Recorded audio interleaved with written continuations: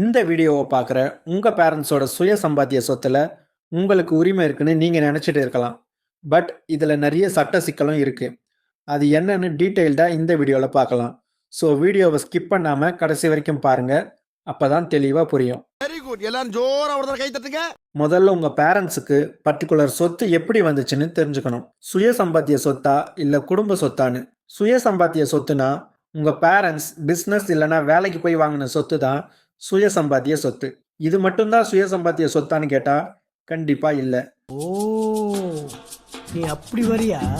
For example, உங்கள் தாத்தாவோட சுய சம்பாத்திய சொத்தை உங்கள் அப்பா இல்லைன்னா உங்கள் அம்மாவுக்கு, ஏன் உங்களுக்கு கூட உயிலாவோ இல்லை gift ப்ராப்பர்ட்டியாவோ எழுதி வச்சாலும் அது சுய சம்பாத்திய சொத்தாக தான் கன்சிடர் ஆகும்.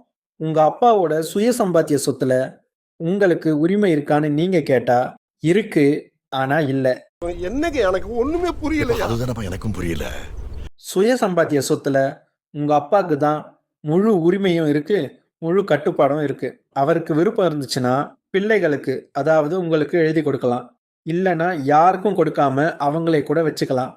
இல்லைன்னா வேற யாருக்கு வேணாலும் gift டீடாவோ இல்லை உயிலாவோ எழுதி கொடுக்கலாம்.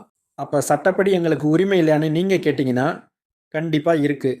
பிள்ளைகள் அப்பா இல்லைன்னா அம்மாவோட சுய சம்பாத்திய சொத்துல சட்டப்படி உரிமை கேட்க முடியாது. அவங்க யாருக்கும் உயில் எழுதி வைக்காம இருந்தாங்கன்னா அவங்க இறந்த பிறகு வாரிசுன்ற அடிப்படையில் பேரண்ட்ஸோட சொத்து பிள்ளைகளுக்கு கட்டாயம் கிடைக்கும்.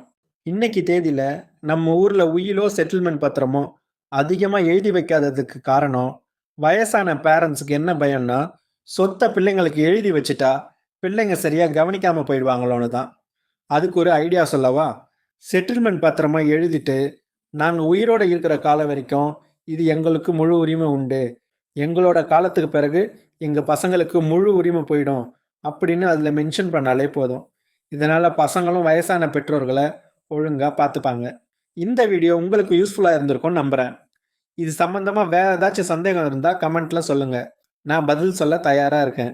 இந்த மாதிரி லீகல் இன்ஃபர்மேஷன் நீங்கள் தெரிஞ்சுக்கணுன்னா நம்ம சேனலை சப்ஸ்கிரைப் பண்ணிக்கோங்க.